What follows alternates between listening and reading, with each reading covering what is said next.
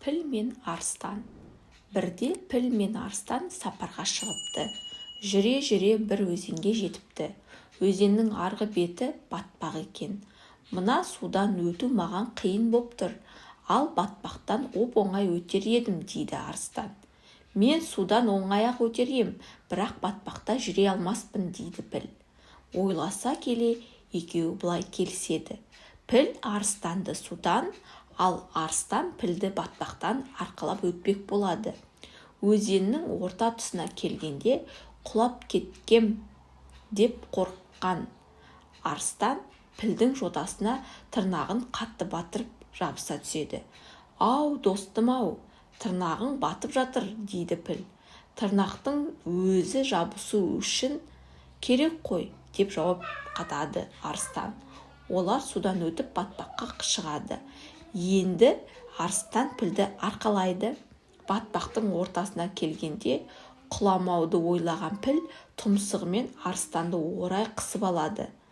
Тынысы тарылған арыстан бұқаланып: «Достым, қылғындырдың ғой», дейді. «Әй бауырым», дейді сонда піл, «сен тырнақтарыңмен, біз тұмсығымызбен жабысамыз ғой». Өгіз. Бір шал мен кемпірдің жалғыз сиыры болыпты. Олар сиырдың сүтін қорек етіпті. Сүтке жарымаған сиырдың бұзауы өліп қала берепті. Жылдар өтеді, кемпір шал қартаяды, ал жалғыз сиырға бұзау құтымайды. «Қой, болмас», дейді бір күні шал кемпіріне. «Бір жылға бір нәрсе етіп шыдармыз. Сиырды саумай-ақ қойшы, бұзауы өссін». «Жарайды», деп кемпір келісе кетеді. 3 күннен соң сиыр еркек бұзау туады.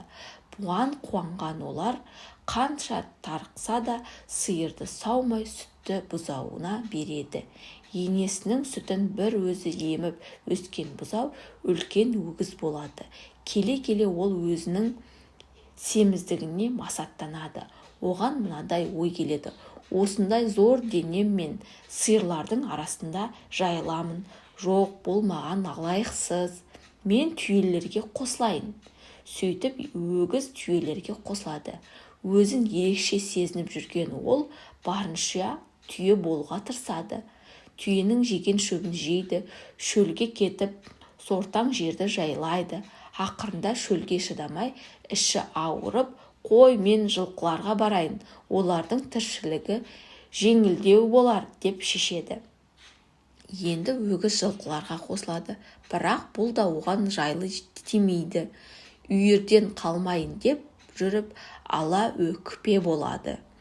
Бір күні қасқыр дейіп, жылқылар дүркірей қашады. Өгіз үйірге ілесе алмай, айдалада қалады. Бір жақсысы, қыр астында сиырлар жайылып жүр екен. Өгіздің өңірейген даусын естіп, оны қорғап қасқырлардан құтқарып алады. Өгіз қуанғаннан жылап жіберіпті. «Өз тобыңнан бөлінсең, көрер күнің осы екен», деп ол жасын сүртіп тұрып, өгіздің бұл сөзі бұзауларға сабақ болыпты. Ат пен марал. Баяғыда маралдың 4 көзі болыпты. Бұған марал қатты мақтанады екен. Ол жануарлардың ішіндегі ең жүйрігі де, сұлуы да өзім деп санайды екен. Бір күні ол атқа кездесіп: «Сен жүйрік емессің, мені ешқашан қуып жете алмайсың», депті. «Неге жетпеске?» дейді ат. «Қалай қуып жетесің? Үстіме адамды мінгіземін де бас қамшыны деймін». Бұған марал қатты күледі. «Айтасың-ау, егер адам ерттеп мінсе, тіпті шаңыма ілесе алмай қаларсың. Уақытында көреміз». Олар бәстесіп жарысатын күнді белгілейді. Марал күш жинау үшін жайылымға аттанады. Ал ат марал екеуінің арасындағы әңгімені адамға айтады. Келісілген күні ат пен марал кең далада жарысады.